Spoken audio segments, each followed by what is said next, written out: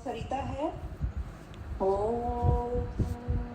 सहना भवतु सहनौ भुनक्तु सह वीर्यं करवावहै तेजस्विनावधीतमस्तु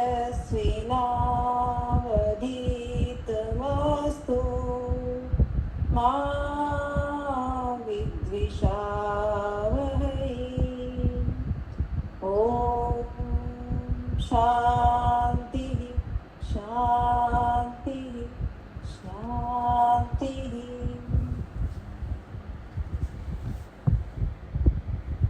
न्याय दर्शन की कक्षा संख्या 5 है। प्रथम अध्याय के प्रथम आहनिक का प्रथम सूत्र चल रहा है।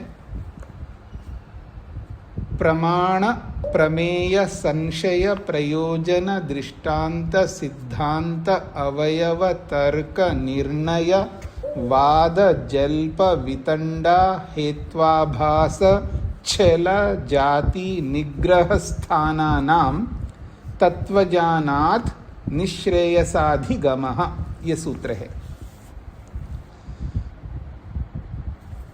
इसके भाष्य को समझने का प्रयत्न करते हैं। यहाँ पर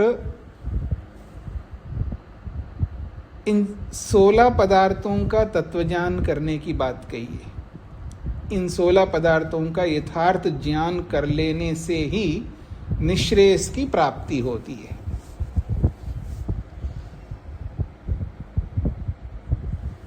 प्रमेय है जो प्रमाणों से जानने योग्य हैं, वो आत्मा आदि 12 प्रमेय बताए गए हैं।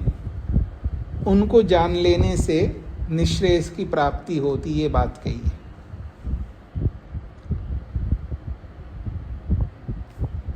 बारह प्रमेयों को समझने मात्र से ही निश्रेयस की प्राप्ति नहीं होगी। इन 12 प्रमेयों से मिलने वाला जो दुख है,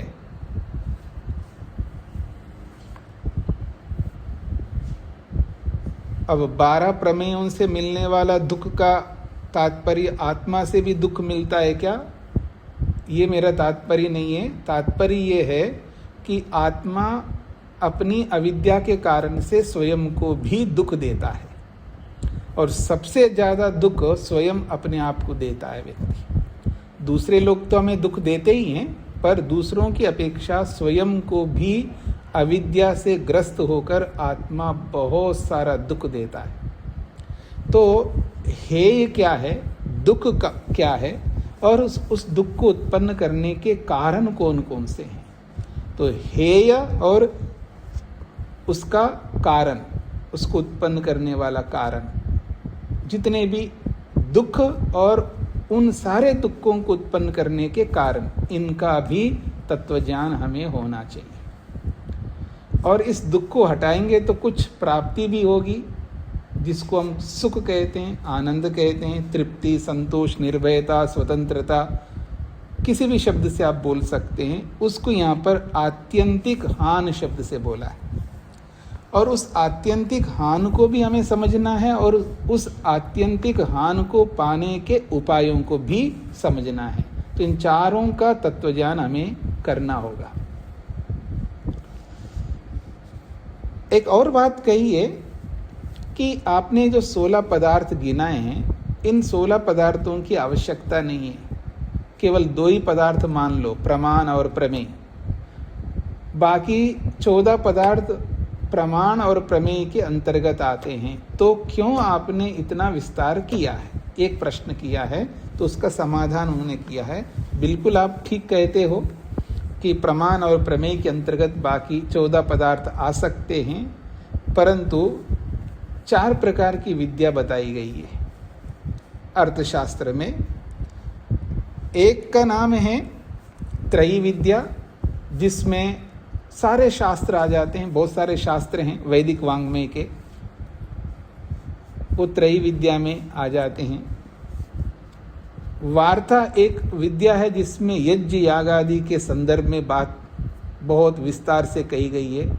जितने भी यज्ञ याग आदि होते हैं उनको वार्ता नामक विद्या में बताई गई है। दंड नीति एक तीसरी विद्या है जिसमें प्रशासन की बात कही गई है। और आन्वीक्ष की विद्या है ये जो न्याय विद्या, जिसमें प्रमाणों की बात कही है। प्रमाणों से सारी विद्याओं को कैसे हम हृदयंगम कर सकते हैं ये बात कही है। तो इन चार विद्याओं में जो आन्वीक्ष की विद्या है, उस आन्वीक्ष की विद्या में ये 16 पदार्थों को विस्तार से स्पष्ट किया है ताकि सब लोग पृथक पृथक रूप से इनको जान सके, हृदयंगम कर सके, आत्मसात कर सके और न्याय विद्या का जीवन में प्रयोग कर सके। और याद रखना, दुनिया में जिसके पास न्याय विद्या है, न्याय विद्या का मतलब जो बाहर जो लॉ है उसकी बात नहीं कर रहा हूं मैं। ये जो दर्शनों में न्याय दर्शन है, इस न्याय दर्शन की विद्या जिसके पास है, याद रखना वह व्यक्ति सबके साथ डील कर सकता है, सबके साथ। आज दुनिया में सबसे बड़ी समस्या है व्यक्ति की कि 50 साल हो गए उसको शादी करके कि पत्नी के साथ डील करना नहीं आता है और पत्नी को पति के साथ डील करना नहीं आता। सालों से गुरु शिष्य साथ में जी रहे होते हैं, न गुरु को शिष्य के साथ डील करना नहीं आता, न शिष्य को गुरु के साथ डील करना नहीं आता। और ये सबके साथ लगाइए व्यक्ति और परेशान होते रहते। और इन सब परेशानियों के पीछे एक बहुत बड़ा कारण है, हमें न्याय विद्या नहीं आती है कि किस व्यक्ति के साथ कैसे मैं डील करूं। ये एक बहुत बड़ी कला है और इस कला को सिखाने वाली ये न्याय विद्या है। इसी को आन्वीक्ष की विद्या कहते हैं।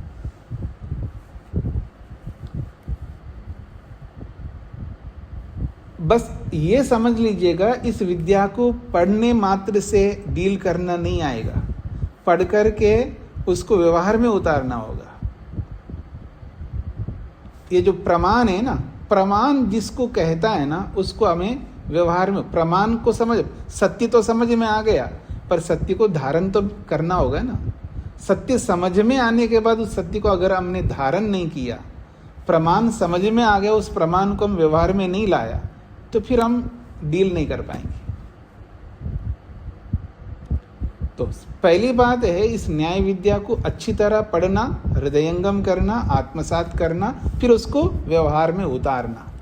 फिर उसको कोई हरा नहीं सकता, फिर उसको कोई मोटी भाषा में उल्लू नहीं बना सकता, उसको मूर्ख नहीं बना सकता, कोई उसको चला नहीं सकता। जैसे चलाते हैं ना लोग, उसको आप ऐसा करो तो वो ऐसा करने लगता, आप ये करो तो जो बताओ वैसा करने लगता है वो। और इसको अगर हमने व्यवहार में उतारा, इस न्याय विद्या को, किसी की भी बातों में नहीं आएंगे। हम किसी के बातों में आएंगे तो प्रमाण के अंतर्गत आएंगे। किसी की बात मानना गलत नहीं है, लेकिन प्रमाण पूर्वक ना मानना गलत है। तो प्रमाण बहुत महत्वपूर्ण रखते हैं। तो ये जो 4 प्रकार की विद्या बताई, उसमें से एक विद्या है आन्वीक्ष की विद्या। तो एक बात कही है कि जब 2 पदार्थों में ही सारी बातें आ जाती हैं तो 14 अतिरिक्त क्यों पदार्थ आपने बनाए हैं? तो उन्होंने कहा है न्याय विद्या में, आन्वीक्ष की विद्या में इसका विस्तार किया है ताकि व्यक्ति विस्तार से समझ लेगा तो व्यवहार में सरलता होती है। मैं आपको एक उदाहरण देता हूं। देखो, ये सबके साथ प्रेम से बर्ताव करो, एक वाक्य है, पर सबके साथ प्रेम से बर्ताव कैसे करूंगा मैं? जब मैं इसका विस्तार करूंगा ना, तो व्यक्ति को समझ में आएगा, हाँ इस तरह बर्ताव करना जो दर्शन बताता है। आप में से जिन्होंने योग पढ़ा है उनको पता है कि सभी व्यक्तियों के साथ हम कैसे बर्ताव करें, कैसे उनके साथ रहें। तो उन्होंने 4 विभाग बना दिया सब मनुष्यों के। एक विभाग बना दिया जो हमसे बहुत आगे हैं किसी भी प्रकार से। पैसे से या बल से, विद्या से, जिस किसी भी स्थिति में हमसे बहुत बड़े हैं, तो योग कहता है उनके साथ मित्रता बना लो, उनको मित्र बना लो, मन से, वाणी से नहीं, शरीर से नहीं, मन से उनके साथ मित्रता बना लो, मन से उनके साथ मित्रता कर लो, अपने मन में उनके प्रति मित्र भाव रखो। वेद भी यही कहता है, मित्रस्याहं चक्षुषा सर्वाणि भूतानि समीक्ष्य। तो एक बहुत बड़ा वर्ग है मनुष्य समुदाय में जो हमसे बहुत आगे हैं, उनको मित्र बना लो मन से। और जिसको आप मित्र बनाओगे ना, उससे आप लड़ाई नहीं कर सकते। ये याद रखना, मित्र के साथ लड़ना नहीं होता है। और जो हमसे नीचे के लोग होते हैं ना, हमारी जो भी योग्यता है, हमारे पास जो भी धन है, हमारे पास जो भी बल है, जो हमसे निम्न है, हम हमारे से नीचे के लोग हैं, उनके प्रति करुणा कर लो।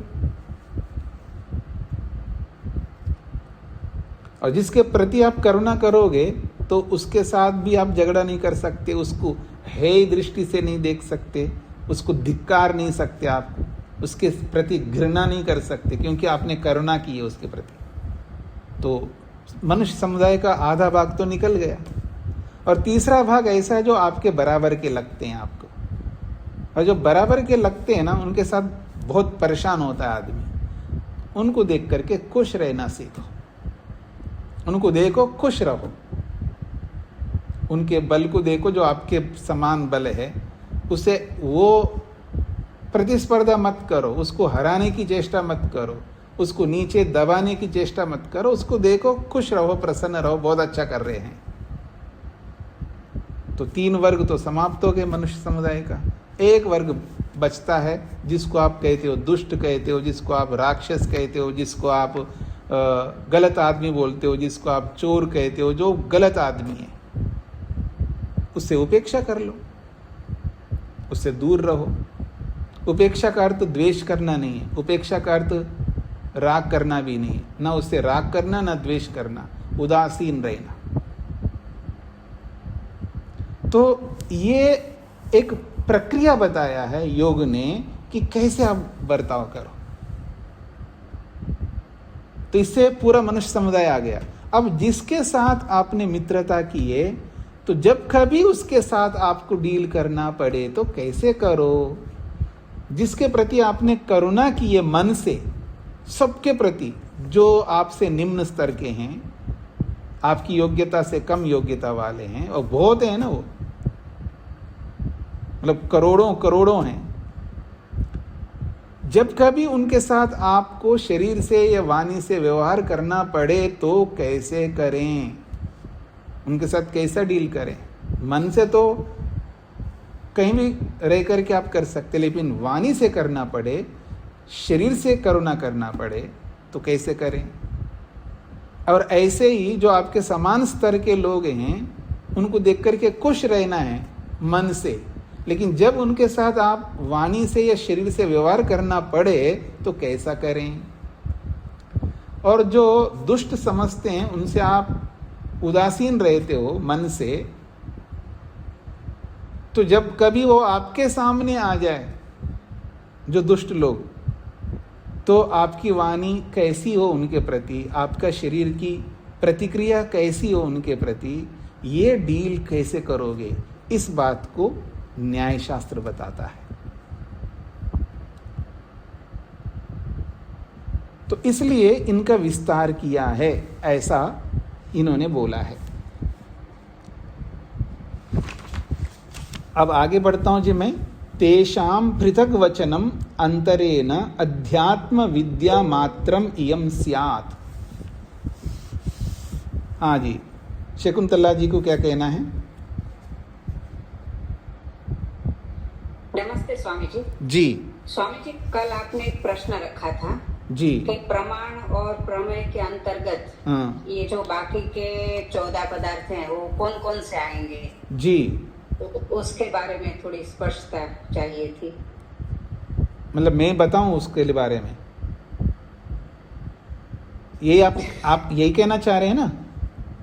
जी, थोड़ी मुझे थोड़ा कंफ्यूजन है इसलिए। कोई बात नहीं, अभी थोड़ा पढ़ते जाइए तो आपका कंफ्यूजन दूर हो जाएगा। अभी आप पढ़ेंगे ना थोड़ा सा आगे, वो आपका कंफ्यूजन दूर हो जाएगा।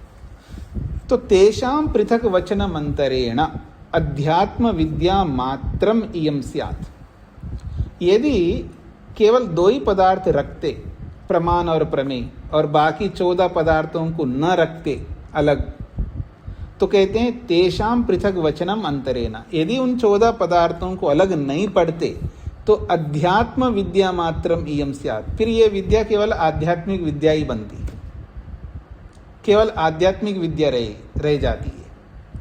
यथा उपनिषदः, जैसे उपनिषदें हैं। उपनिषदों में संशय कैसे करना होता है, वाद कैसे करना होता है, ये कुछ नहीं बताया वहां पर। आपने उपनिषदों को पढ़ा है ना, वहाँ गुरु के पास जब विद्यार्थी जाता है ना तो उसको कहता है चलो ये गाय एक दे रहा हूँ मैं आपको और इसके 100 गाय करके ले आना। अब यहाँ रहो, बस रहो, ये काम करो वो काम करो, और इतना समय तक ऐसे ही रहना है, बाद में मैं बताऊंगा, ऐसा गुरुजन कहते हैं वहाँ पर। नहीं, आप अभी बताओ, आप क्यों नहीं बताते? कोई प्रतिप्रश्न नहीं कर सकते। आध्यात्मिक विद्या में याद रखना मेरी बात को, जब आध्यात्मिक विद्या सीखना चाहता है ना कोई व्यक्ति, वहाँ प्रतिप्रश्न नहीं कर सकता। वहाँ बस जो बताया जा रहा है उसको सत्यवचन महाराज करते जाओ। हाँ, अगर आपको दर्शन विद्या पढ़नी है, विशेषकर न्याय दर्शन विद्या पढ़नी है, तो फिर तो सामने खड़े हो जाओ और ये करो कि आप जो बता रहे हो गलत है, ये सही है, प्रमाण के साथ बोलो आप। ये वो विद्या है, ये न्याय विद्या। यहाँ जो बताया गया वो मानना नहीं होता है, उसकी परीक्षा करनी होती है, और वो परीक्षा प्रमाण पूर्वक करनी होती है। अगर आपको गलत लगता है तो बोलना होगा, नहीं ये गलत बोल रहे हैं आप, और क्यों गलत है उसका प्रमाण देना होगा। फिर आपको बताना होगा, मैं बताऊंगा सही क्या होता है, और उसका प्रमाण देना होगा आपको। ये है वो विद्या। अगर इनको अलग करके नहीं पढ़ते तो ये केवल एक अध्यात्म विद्या बन जाती, जैसे उपनिषदें हैं। बस ये प्रमाण होते हैं, समझा दिया प्रमाण, और ये प्रमेय होते हैं और प्रमेय को समझा दिया, बस आपको मानना और आगे चलना है। तो ये तो अध्यात्म विद्या बन जाती, उपनिषद विद्या बन जाती। लेकिन ये ऐसा नहीं है। तस्मात्, इसीलिए संशयादि भी पदार्थ ही पृथक प्रस्थाप्यते। इसीलिए संशय आदि 14 पदार्थों को पृथक प्रस्थापित, उनको अलग से पाठ किया है, उनको अलग से समझाया गया, उनकी अलग से परिभाषाएं की है, उनके लिए परीक्षण किया गया है। इसलिए उन 14 पदार्थों को प्रमाण प्रमेय से अलग करके रख दिया है। ये बात समझ में आ रही है जी सबको? तत्र अब जैसे संशय है, प्रमाण प्रमेय, उसके बाद संशय है ना, तो संशय को लेकर समझा रहे हैं। संशय क्या चीज है, संशय का मतलब क्या है? तो कहते हैं तत्र न अनुपलब्धे न निर्णीते अर्थे न्याय प्रवर्तते। न अनुपलब्धे न निर्णीते अर्थे न्याय प्रवर्तते। न्याय कहाँ प्रवृत्त नहीं होता है, ये जो न्याय विद्या है कहाँ लागू नहीं होती है, इस न्याय विद्या को कहाँ लागू नहीं कर सकते आप। तो कहते हैं न अनुपलब्धे, जो उपलब्धि नहीं है, जो जिसके बारे में आपको पता ही नहीं है, उसके बारे में न्याय कैसे लगाओगे आप? कुछ समझ में आ रहा है आप सबको? भाई कोई उपलब्ध हो रहा है तब आप न्याय लगाओगे। कोई आपको समझ में नहीं आ रहा है कोई वस्तु है या नहीं है, उसके बारे में क्या न्याय लगाएंगे आप?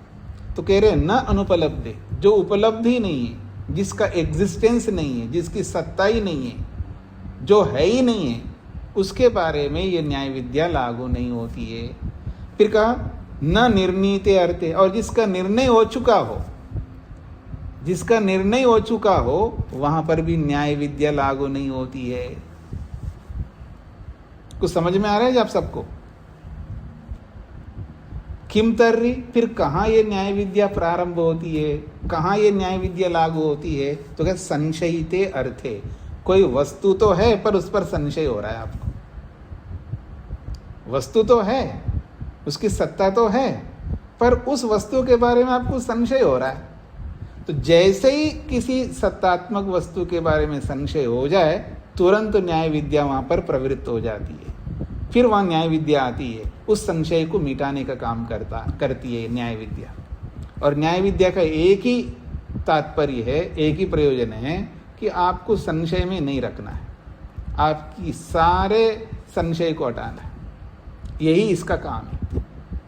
कोई भ्रांति नहीं रहे, कोई संशय नहीं रहे, कोई विकल्प नहीं रहे मन में, पता नहीं ये भी हो सकता वो भी है, ऐसा विकल्प भी नहीं रखता है ये न्याय, और संशय को भी नहीं रखता। तो कह रहे संशयिते अर्थे प्रवर्तते, ये न्याय विद्या संशय युक्त पदार्थ में ही लागू होती है। यथा उत्तम, जैसा कि न्याय दर्शनकार गौतम मुनि, गौतम ऋषि ने कहा है। क्या कहा है? उनके सूत्र को प्रस्तुत किया जा रहा है। ये आगे आएगा सूत्र। विमृश्य पक्ष प्रतिपक्षाभ्याम अर्थ अवधारणम निर्णय। विमृश्य पक्ष प्रतिपक्षाभ्याम अर्थ अवधारणम निर्णय। जब कोई वस्तु आपके सामने आती है, कोई भी वस्तु, चाहे आत्मा वस्तु, परमात्मा वस्तु या कोई भी चीज आपके सामने आ जाए, तो विमृश्य, उस पर संशय उठाना। किसी वस्तु को आत्मसात करने के लिए, ये बहुत महत्वपूर्ण बात कही जा रही है यहां पर। यदि आप उस पर संशय करके पक्ष प्रतिपक्षाभ्याम, पक्ष और प्रतिपक्ष बना करके प्रमाण पूर्वक विचार नहीं करोगे, तो अर्थ अवधारणम, उसका उस अर्थ का निश्चय नहीं हो पाएगा। किसी ने बोल दिया और आपने मान लिया, तो समझ लेना आगे चल करके समस्या आपके साथ होगी। फिर आप उस पर आगे चल करके उसको छोड़ सकते हैं। आप भक्ति करो पर अंध भक्ति मत करो। किसी के पीछे फॉलो करो, उसके पीछे चलो, लेकिन अंध भक्ति से बिना सोचे समझे फॉलो मत करो। उस पर संशय उठाओ।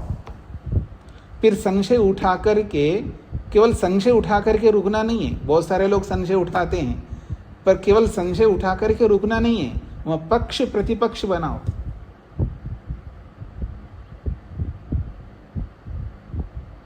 और वो पक्ष प्रतिपक्ष कैसे? प्रमाण पूर्वक। फिर निर्णय करो उस पर। और जब निर्णय हो गया, तो आपने पक्ष प्रतिपक्ष उठा करके प्रमाण पूर्वक निर्णय करते हैं ना, फिर उसको आप छोड़ नहीं सकते। ये एक प्रक्रिया है। अध्यात्म मार्ग में चलने का हो या लौकिक मार्ग में चलने का हो, या यूं कहूं अभ्युदय को प्राप्त करना हो या निश्रेष को प्राप्त करना हो। यदि कोई व्यक्ति आध्यात्मिक न रह करके लौकिक रहना चाहता है, देयर इज नो प्रॉब्लम। ये जरूरी नहीं है कि हर व्यक्ति अध्यात्म ही बना रहे, चाहे आप जैसा भी जीना चाहते हैं, लेकिन जीना प्रमाण पूर्वक।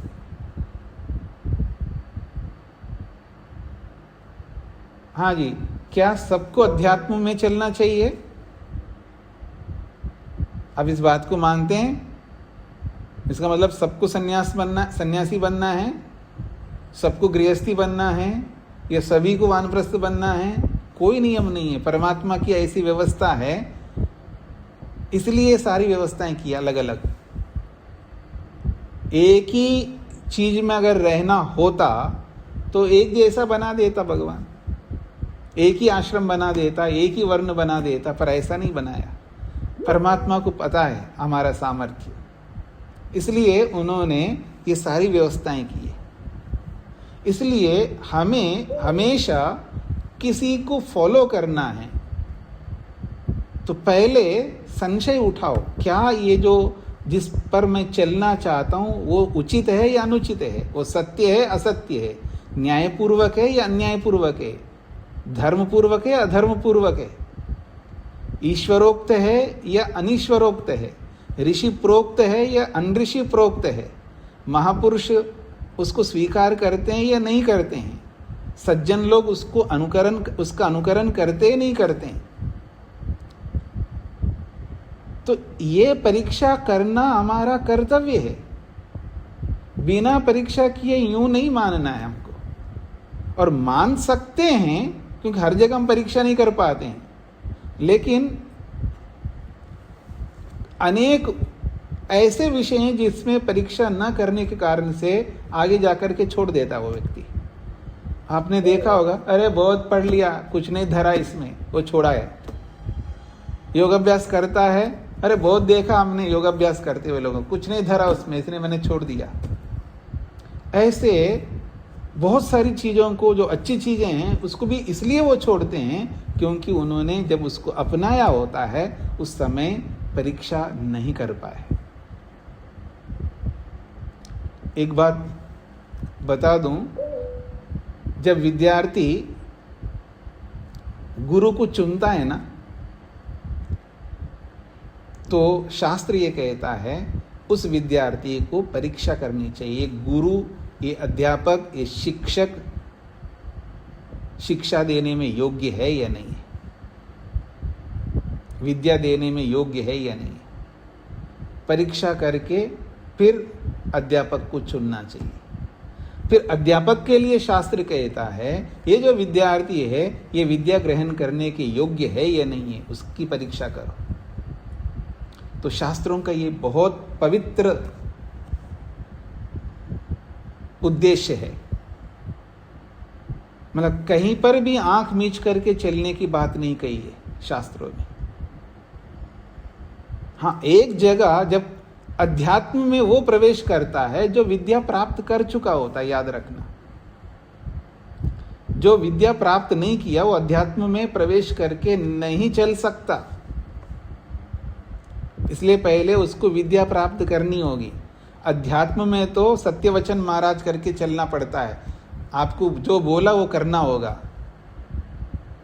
क्योंकि आपको सिखाया नहीं जाता वहां पर, अर्थात विद्या दी नहीं जाती है। विद्या देने का मतलब है ऋग्वेद नहीं पढ़ाया जाता है, यजुर्वेद नहीं पढ़ाया जाता है, कोई वेद नहीं पढ़ाया जाता है, कोई शास्त्र नहीं पढ़ाया जाता है। अध्यात्म में अध्यात्म को सीखने के लिए सब पढ़ करके जाना होता है। इसलिए उपनिषदों में कहीं पर भी, किसी भी उपनिषद में किसी शास्त्र को पढ़ाने की कोई प्रक्रिया नहीं बताई। वहां पर आप में से बहुत सारे लोगों ने उपनिषद पढ़े हैं, वहां किसी भी शास्त्र को पढ़ाया नहीं गया है। उपनिषदों में जितनी भी उपनिषदों में प्रसंग आए हैं वहां केवल अध्यात्म बताया गया, कि ईश्वर को लेकर के बताया गया है, परमात्मा कैसा है उसको बताया गया, उसकी प्राप्ति कैसे होती ये बताया गया है, उस आत्मा तत्व को समझना कैसे ये बताया गया है। तो शब्द विद्या तो पढ़ चुका होता है। इसलिए जब विद्या पढ़नी है तो उसको पहले परीक्षा करनी होती है। विद्यार्थी को अध्यापक की परीक्षा करना चाहिए और अध्यापक को विद्यार्थी की परीक्षा करनी चाहिए। तो इसीलिए यहाँ पर कहा विमृश्य, पहले संशय उठाओ। संशय उठा करके, विमृश्य का मतलब है संशय, संशय उठाओ, पक्ष प्रतिपक्षाभ्याम, पक्ष प्रतिपक्ष बनाओ, और प्रमाण पूर्वक अर्थ अवधारणम, फिर अर्थ का, उस विषय का अवधारण करो, निश्चय करो।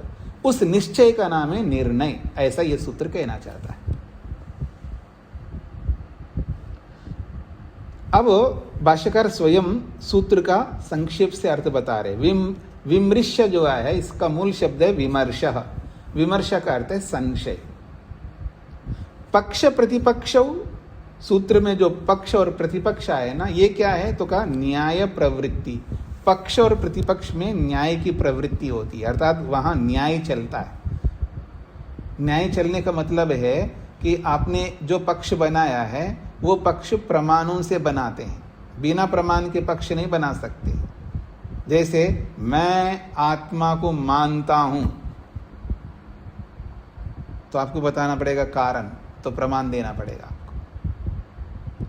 एक कहता मैं आत्मा को नहीं मानता हूं, चलिए अच्छी बात है, आप स्वतंत्र हैं, मानने ना मानने में। तो नहीं मानते तो आपको प्रमाण देना होगा।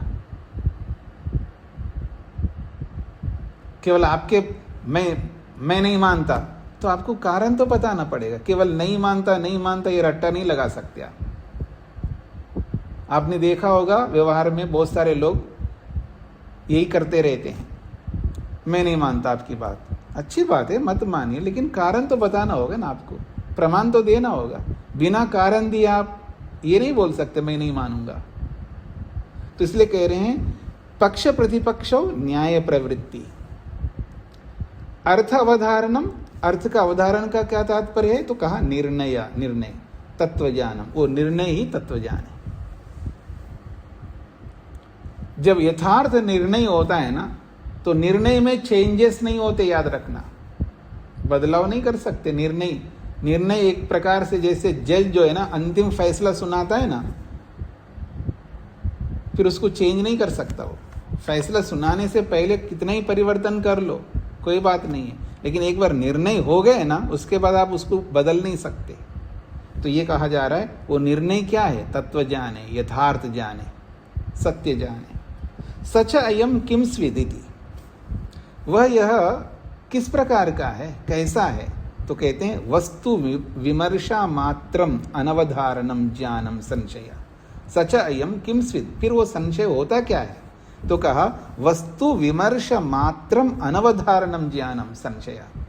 वस्तु का विमर्श है, वो वस्तु के प्रति विमर्श किया जा रहा है, अर्थात वस्तु के बारे में संशय उठाया जा रहा है, ऐसा है या वैसा है, ये है विमर्श। ये ऐसा तो नहीं है, नहीं ये वैसा है, ये है विमर्श। और अनवधारणम ज्ञानम, अनिश्चित ज्ञान है वो, उस अनिश्चित ज्ञान को ही संशय कहते हैं। और ये जो संशय है प्रमेय अंतर्भवन, ये प्रमेय के अंतर्गत आता है। ये संशय प्रमेय अंतर्भवन, प्रमेय के अंतर्गत आते हुए भी एवं अर्थम पृथक उच्यते, इसीलिए इसको अलग पड़ा है, इसकी व्याख्या विस्तृत करने के लिए। इस संशय रूपी पदार्थ को विस्तार से हमको समझ में आना चाहिए। अगर ये विस्तार नहीं करेंगे संशय के बारे में, आपको संशय समझ में नहीं आएगा।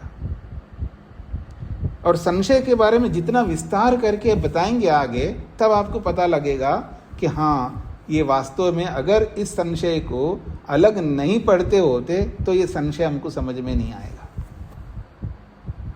ये है संशय, प्रमेय होते हुए भी संशय को अलग इसलिए पढ़ा है ताकि इसका विस्तृत ज्ञान हमको हो जाए, ताकि व्यवहार में हम किसी भी बात को यूं ही नहीं माने,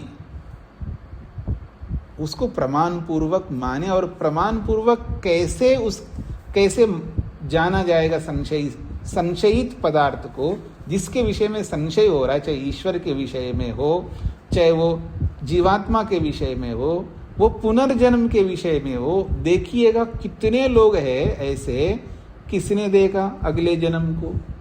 रोज देखता हो आदमी अगले जन्म को, फिर भी ये बोलता है किसने देखा अगले जन्म को? उसको पता नहीं है। कारण क्योंकि उसने उस पुनर्जन्म के बारे में न संशय किया है, न प्रमाणों के साथ जुड़ करके उसको समझने का प्रयत्न किया है। ऐसे न जाने कितने ऐसे विषय होते हमारे जीवन में कि हम ऐसे ही बोल देते बिना सोचे समझे। बहुत सारी बातें ऐसे बोल देते हैं बिना सोचे समझे। जैसे आपसे पूछा किसी ने, हाँ जी पिताजी है, नहीं, ना आओ देखा ना ताओ देखा। उनको बाहर जाते हुए तो देखा है, लेकिन बाहर से वापस आ गए ये नहीं देखा उसने। तो भाई जाते हुए देखा, ये बहुत अच्छी बात है, देखा है, लेकिन वो गए तो आगे भी हो सकता है ना। पिताजी आ भी गए हो सकते, नहीं भी आ गए, तो एक बार परीक्षण तो करूं मैं। बिना सोचे समझे बोल रहा नहीं है, और जैसे वो बोल रहे होते उधर से अंदर से वो बाहर आ रहे होते पिताजी।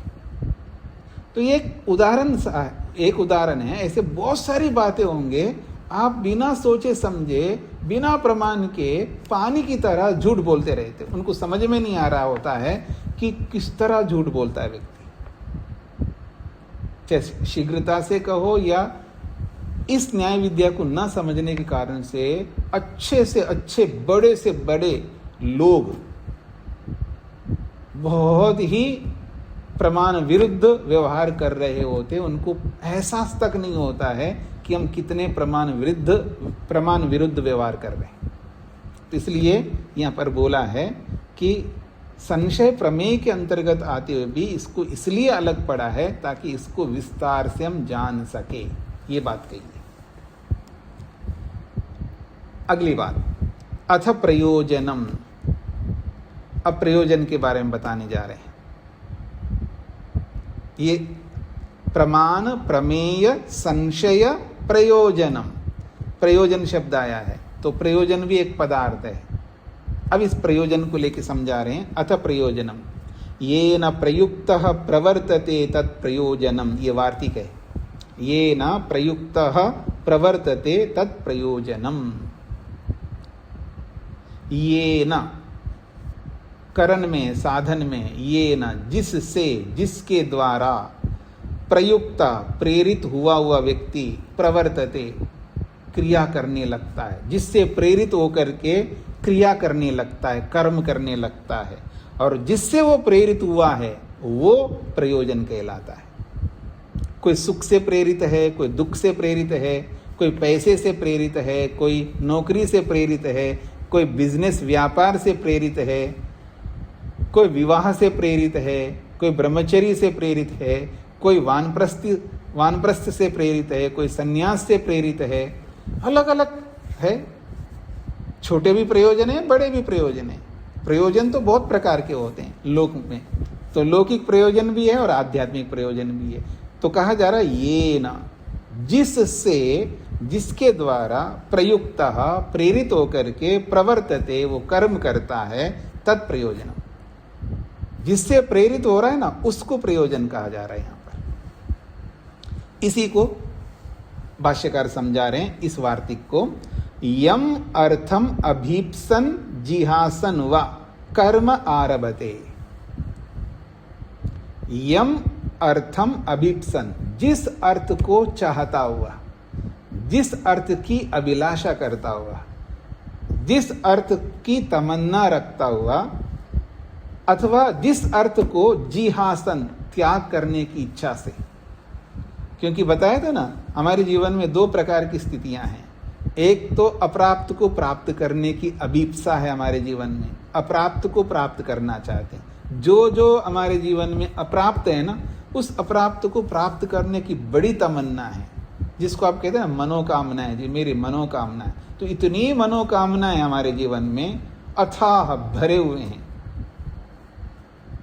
तो यम अर्थम अभीप्सन, जिस अर्थ की तमन्ना लेकर के व्यक्ति काम कर रहा होता है, वो तो जो अप्राप्त को प्राप्त करना चाहता है। और हमारे जीवन में ऐसे प्राप्त हुए हैं जिनके कारण से हम परेशान रहते हैं, क्लेशित रहते हैं, दुखी रहते हैं, संतप्त रहते हैं, स्ट्रेस में रहते हैं, और मानसिकता को खो देते हैं, अपने धैर्य को खो देते हैं, जो हमारे जीवन में है वो, और वो छोड़ना चाहिए उनको। तो यम अर्थम जिहासन, और जिस अर्थ को हम त्याग करना चाहते हैं, छोड़ना चाहते हैं, तो किसी अर्थ को पाने की इच्छा से, किसी अर्थ को छोड़ने की इच्छा से क्या करते हैं हम लोग? कर्म आरभते, कर्म प्रारंभ करते हैं। तेन अनेन सर्वे प्राणिना सर्वाणि कर्माणि सर्वाश्च विद्या व्याप्ताः। बहुत बड़ी बात कही जा रही है। तेन अनेन, इस प्रयोजन से, जिस प्रयोजन को लेकर के हम लोग कर्म प्रारंभ करते हैं, तेन अनेन, इस प्रयोजन से सर्वे प्राणिना, प्राणी मात्र उसी प्रयोजन को सामने रख करके कर्म कर रहे होते। सर्वे प्राणिना, केवल मनुष्य नहीं है, कुत्ता, गधा, घोड़ा, सूअर, चींटी, कोई भी प्राणी लीजिएगा, उन सब के सामने कोई ना कोई प्रयोजन होता है। तो इसलिए कहा जा रहा है तेन अनेना, इस प्रयोजन से सर्वे प्राणिना, सारे के सारे प्राणी जुड़े हुए हैं। फिर कहा सर्वाणि कर्माणि, जितने भी कर्म है ना, वो सारे के सारे कर्म उसी प्रयोजन को ध्यान में रख करके किए जाते हैं। तीसरी बात, सर्वाश्च विद्या व्याप्ता, जितनी भी विद्याएं हैं ना, जितने भी प्रकार की विद्याएं हैं, वो सारी विद्याएं जो है उसी प्रयोजन को सामने रख करके व्याप्त है। तद आश्रयश्च न्याय प्रवर्तते, और उसी प्रयोजन को आश्रय बना करके, उसी प्रयोजन को आधार बना करके न्याय प्रवर्तते, ये न्याय विद्या प्रवृत्त होती है। कितने सुंदर शब्दों में वात्स्यायन ऋषि ने बातें रखी है। हाँ जी, कुछ आनंद आ रहा है जी आपको वात्स्यायन जी के भाष्य पर? कितनी बड़ी बातें कही जा रही यहाँ पर। आप लोग बोलते हैं ना जी, कोई कोई लोक में ऐसी कुछ चीजें घटनाएं होती है ना, तो आप एक शब्द का प्रयोग करते हैं, अरे ये तो स्वर्ण अक्षरों से लिखने योग्य, ऐसा बोलते हो ना। तो यहाँ तो सारे स्वर्ण अक्षरों से लिखा जा रहा है, लिखा गया है। हमें लिखने की कोई आवश्यकता नहीं है, हमें लिखने की कोई आवश्यकता नहीं है, उनके स्वर्ण अक्षर यहाँ पर उपलब्ध है।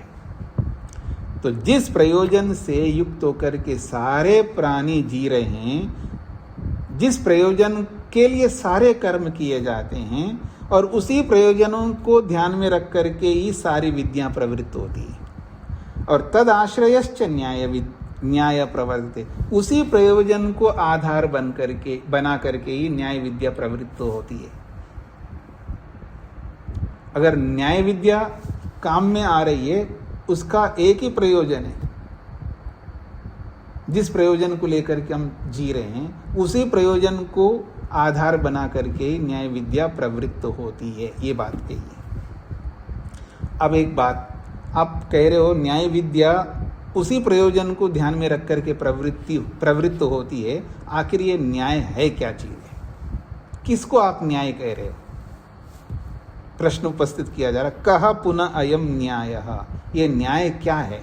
किस चिड़िया का नाम है ये न्याय? तो कहते हैं, देखिएगा इतने संक्षेप से वात्स्यायन जी कह रहे हैं, प्रमाणै अर्थ परीक्षणम न्यायः। ये परिभाषा है वात्स्यायन ऋषि का, न्याय की परिभाषा है। प्रमाणै अर्थ परीक्षणम न्याय, ये वार्तिक है, याद रखना। प्रमाणै अर्थ परीक्षणम न्यायः, ये वचन वार्तिक है। प्रमाणों के द्वारा किसी भी अर्थ की परीक्षा करना न्याय है। परीक्षा प्रमाणों से होती है, बिना प्रमाणों के कोई परीक्षा नहीं होगी। तो कह रहे हैं प्रमाणों के माध्यम से किसी भी अर्थ की परीक्षा करना ही न्याय कहलाता है। अब इस वार्तिक की व्याख्या कर रहे हैं स्वयं भाष्यकार, प्रत्यक्ष आगम आश्रितम अनुमान। ये जो अनुमान है ना, अनुमान प्रमाण बहुत महत्वपूर्ण है।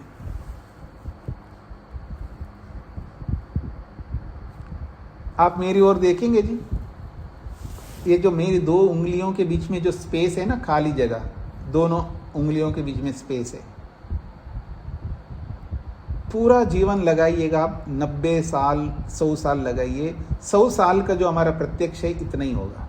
दो उंगलियों के बीच में जितना स्पेस है ना, इतना हमारा प्रत्यक्ष होता है।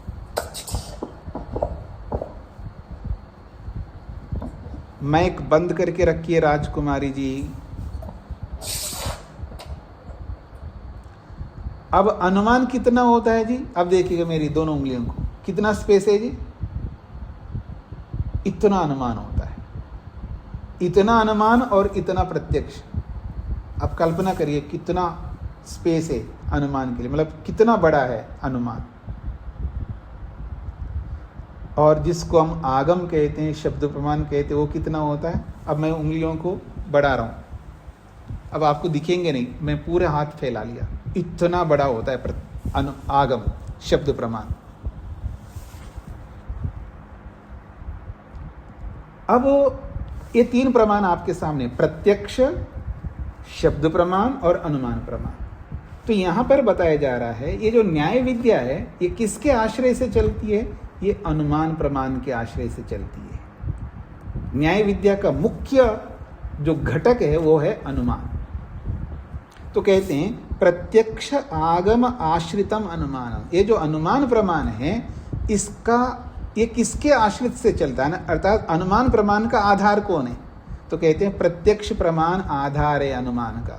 याद रखना, बिना प्रत्यक्ष के कोई अनुमान नहीं हो सकता। एक बात, यदि आप अनुमान करेंगे तो उसके पीछे प्रत्यक्ष प्रमाण होना चाहिए। प्रत्यक्ष प्रमाण के आश्रय से, उसके आधार से ही अनुमान चलेगा।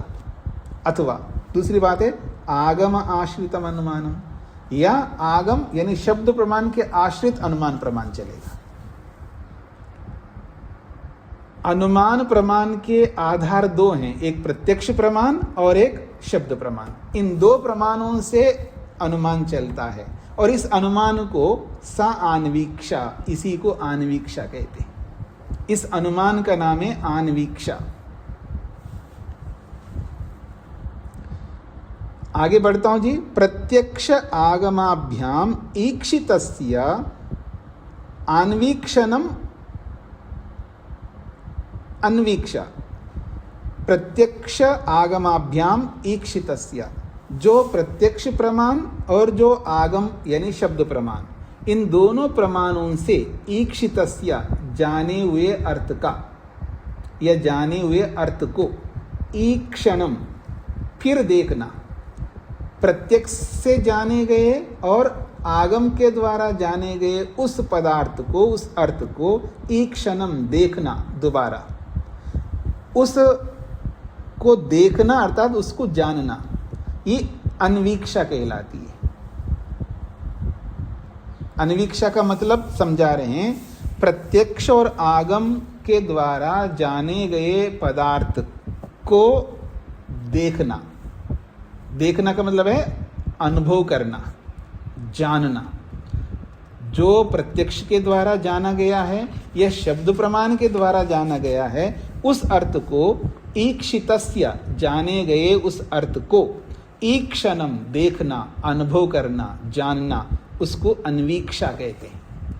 और तया प्रवर्तते, उस अन्वीक्षा से जो प्रवृत्त होता है उसको आन्वीक्षिकी न्याय विद्या कहते हैं। अर्थात आन्वीक्षिकी न्याय विद्या में क्या है?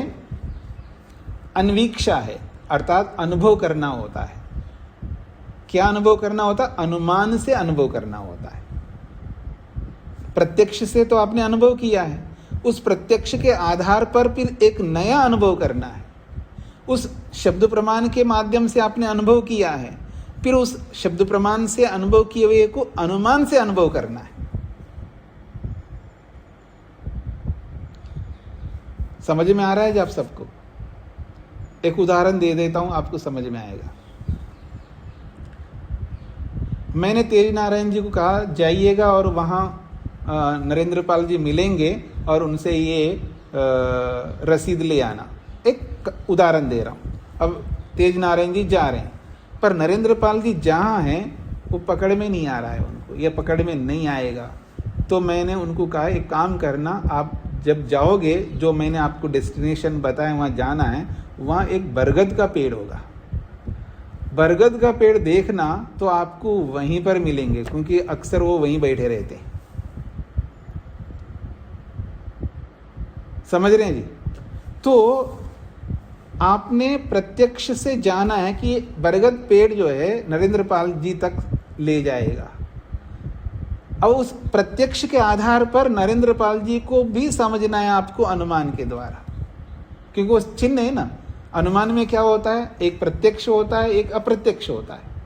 प्रत्यक्ष से अप्रत्यक्ष को समझना, ये अनुमान। और शब्द प्रमाण से आपने जान लिया है, समझ रहे हैं जी? शब्द प्रमाण से जान लिया, जैसे कि ईश्वर सच्चिदानंद स्वरूप है, निराकार है, सर्वशक्तिमान है, न्यायकारी है, दयालु है, जो भी है आपने शब्द प्रमाण से जान लिया। केवल शब्द प्रमाण से जानने से काम नहीं चलेगा, आपको अनुमान से भी जानना है कि ईश्वर व्यापक कैसा है। मैंने शब्द प्रमाण में तो पढ़ा ईश्वर सर्वव्यापक है, लेकिन आपको अनुमान से जानना है। अब अनुमान कैसे करोगे? इस प्रत्यक्ष सृष्टि को देखो कि कितना दूर दूर तक ये सृष्टि है, कितने दूर दूर तक ये सृष्टि है। और जितने दूर तक सृष्टि है उतनी दूर तक तो वो भगवान होना ही चाहिए ना, कम से कम। अगर वो नहीं होता तो इतनी दूर तक सृष्टि को बनाएंगे कैसा? तो आप उस शब्द प्रमाण के माध्यम से आपने उस व्यापक ईश्वर को सृष्टि के माध्यम से समझ रहे हैं। कुछ समझ में आ रहा है जी आप सबको? तो यही बात ये कहना चाह रहे हैं।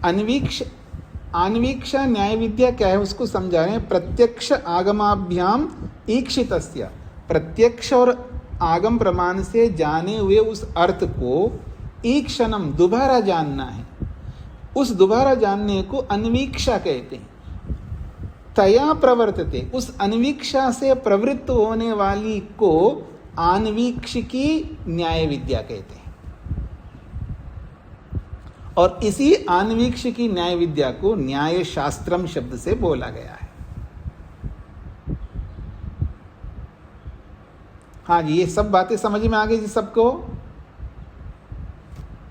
यत् पुनः अनुमानम प्रत्यक्ष आगम विरुद्धम न्यायाभास साइति।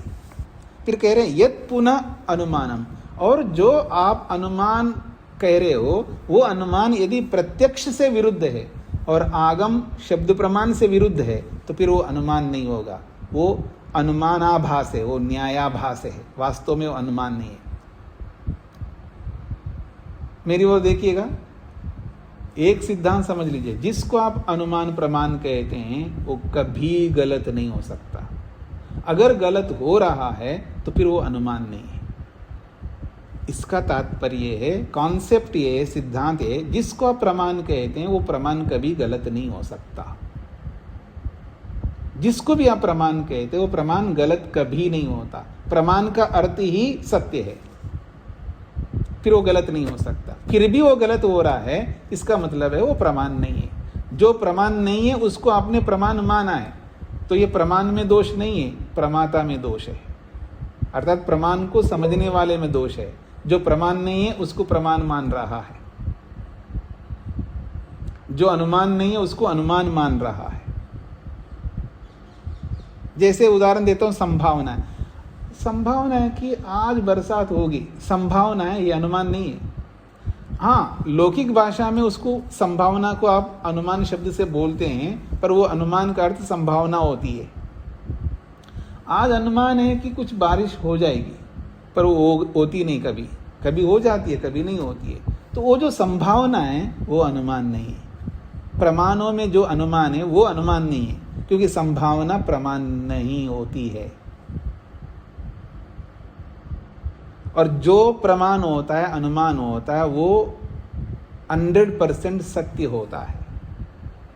हाँ, बस सावधान अनुमाता को होना पड़ता है, प्रमाता को होना पड़ता है। यदि प्रमाता सटीक अनुमान करता है, यदि प्रमाता ने कोई दोष नहीं किया तो फिर वो प्रमाण ही होगा। अगर प्रमाता ने दोष किया तो फिर वो प्रमाण नहीं होगा, वो अनुमान नहीं होगा। इसलिए उसी बात को यहाँ कह रहे हैं, यत् पुनः अनुमानम, जो अनुमान प्रत्यक्ष आगम विरुद्धम, वो प्रत्यक्ष से विरुद्ध बन रहा है या आगम प्रमाण से विरुद्ध बन रहा है, तो फिर वो अनुमान नहीं है, वो न्यायाभास है। वो न्याय जैसा, अनुमान जैसा आपको लग रहा है, पर वो अनुमान नहीं है, ये कहा जा रहा है। शैलेंद्र जी को क्या कहना है? जी स्वामी जी, ये जो आभास है, प्रमाणाभास, अनुमानाभास, ये निर्णय कैसे होगा कि ये आभास है, ये प्रमाण नहीं है? तो प्रमाणों से तो होगा ना, यही तो बताएगा, प्रमाण से पता लगेगा।